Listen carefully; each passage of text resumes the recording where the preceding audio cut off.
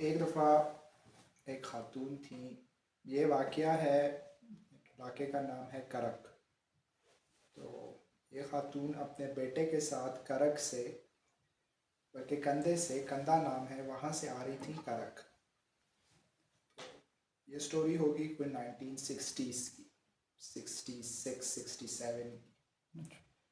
तो पुरानी बात है, उस टाइम पे वो फ्रॉक होते थे बड़े बड़े, वज़न भी काफ़ी ज़्यादा होता था, तो उन्होंने वो पहना हुआ है। साथ में छोटा बच्चा है, 6 7 साल का बच्चा होगा।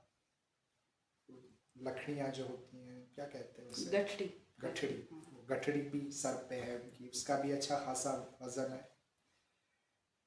तो ये अपने गांव का रखा है। अब ये वॉकिंग डिस्टेंस नहीं है, गाड़ी के लिहाज से ठीक है, पर पुरानी बात है, वॉकिंग डिस्टेंस नहीं है, पहाड़ी इलाका है।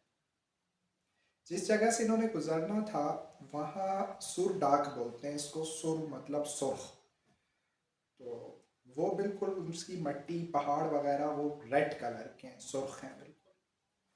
तो यहाँ से जब ये लोग गुजर रहे थे तो वो बड़ी तेज़ हवा चली है। तो एक वो सुर्ख मट्टी है, फिर तेज़ हवा चली है, हवा में वो मट्टी भी उठ रही है, तो वो कोई रेड सा सीन बना है, तो अजीब सा सिनेरियो होगा। खैर इस हवा में ये थोड़ा आगे आए, पुराना एक कब्रिस्तान आया है इनके रास्ते में।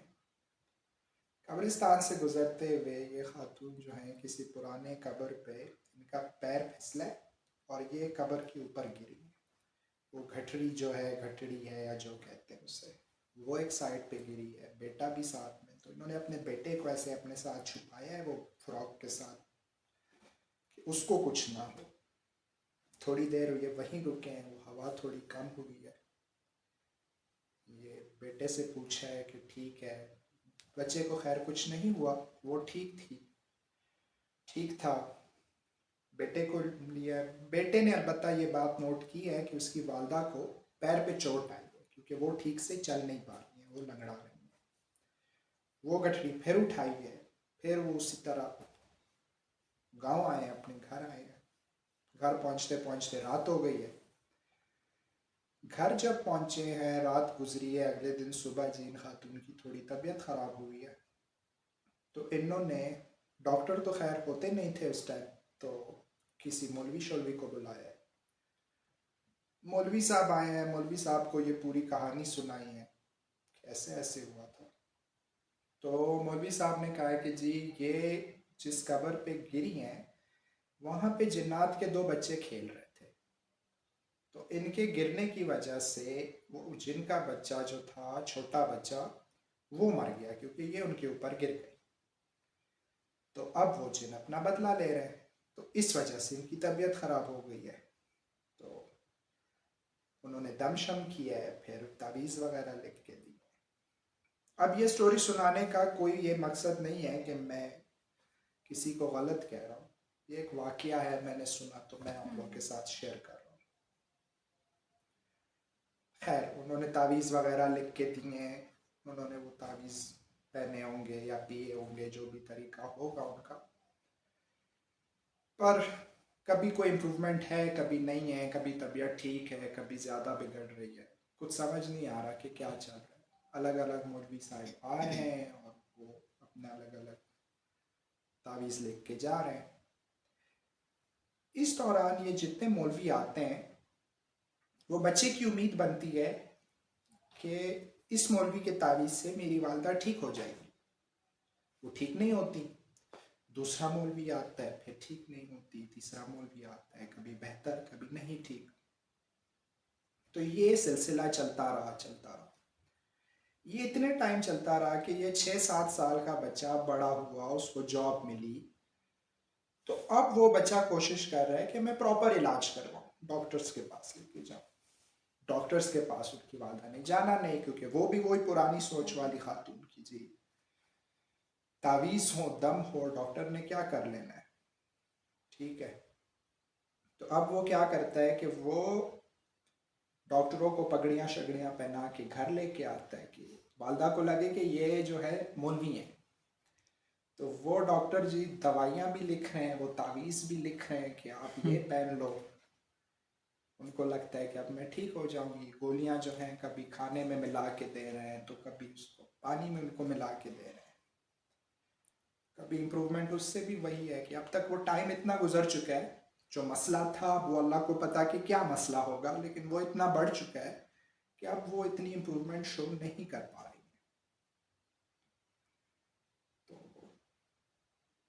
बच्चे ने अपनी कोशिश की, अब तो खैर बड़ा हो गया है, लेकिन उन्होंने अपनी कोशिश की, कुछ हुआ नहीं।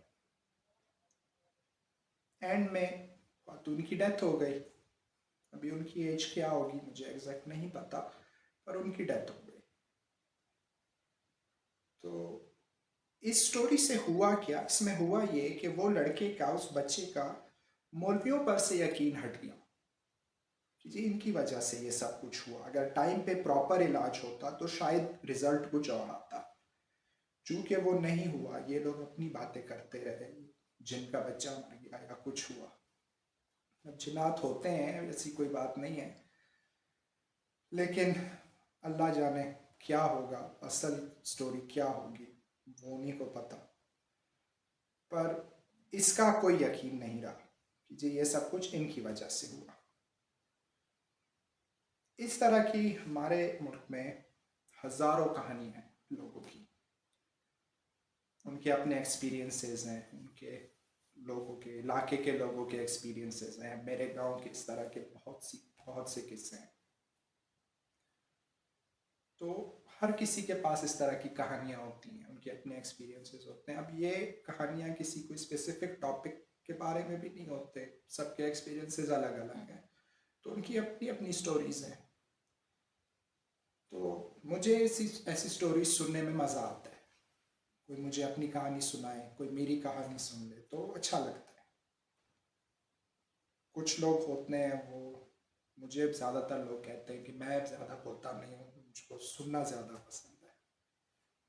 तो मैंने सोचा मैं एक ऐसी चीज़ शुरू करूँ जहाँ लोग अपनी कहानियाँ मेरे साथ शेयर करें, मुझे सुनाएं, और फिर मैं सबके साथ शेयर करूँ।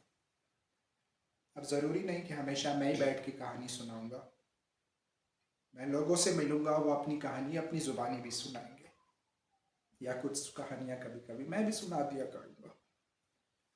तो इस तरह के कहानियों पे मिलते रहेंगे, और ये एक नया सिलसिला शुरू करने लगे। तो देखते हैं, शायद सबको पसंद आए। तो बाकी अल्लाह के हवाले।